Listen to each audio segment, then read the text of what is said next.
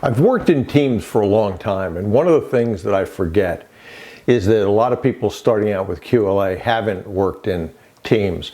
And we all understand the dream team, why it's so important, but I wanted to give you an example of what a dream team can do for you. So I'm going to read.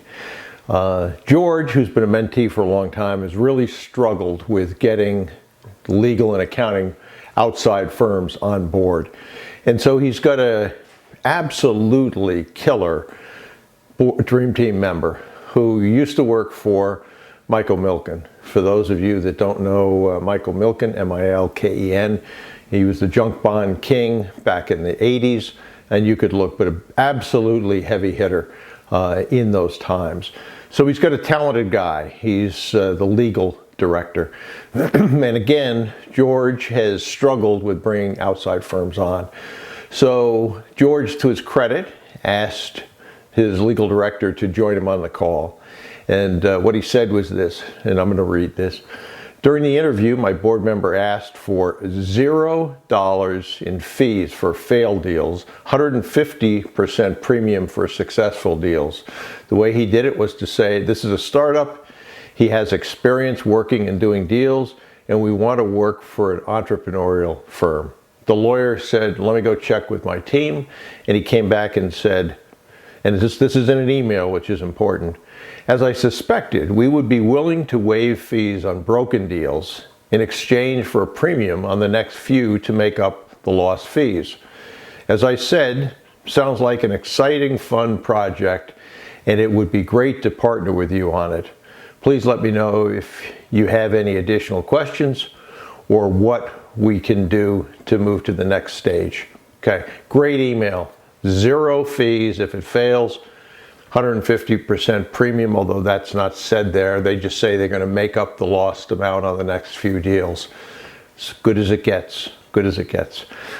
So my mentee asked, well, shouldn't we have an engagement letter? Shouldn't we spell out all these details?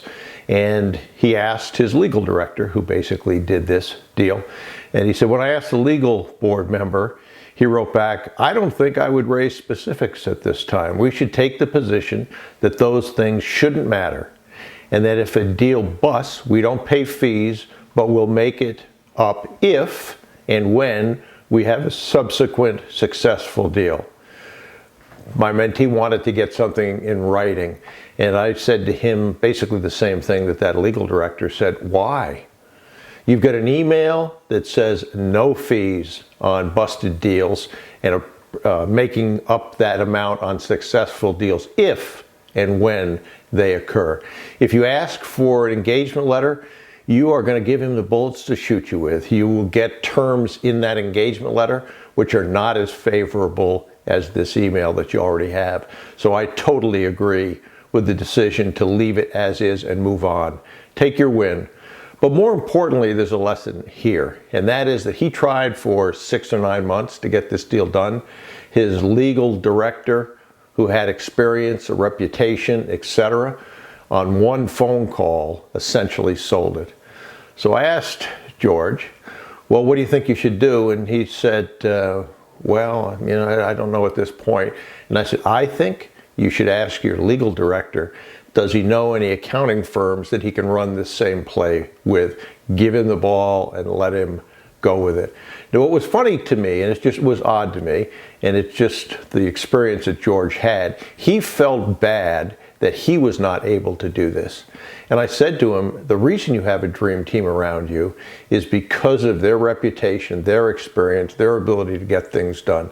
Teams get things done. You don't have to do everything. You just have to have people around you that know how to do things. And it's been so long since I began working with teams that I've forgotten that. I could care less who gets the credit. What's as important is that you get it done. And that's what his legal director did.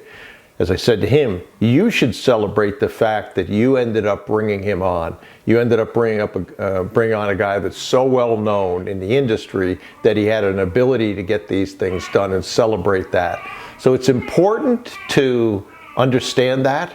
It's important to make sure that you bring a team together and then let them do what they do best, and that's case, we saw what that legal director was able to do best. So remember the importance of a team. Remember how critical it is. Your job is to assemble the team, manage the team, but let them do what they know how to do. And that's absolutely critical. I remember in my corporate career, I had a reputation for being the best in that corporation at dealing with tough customer issues. And that was true.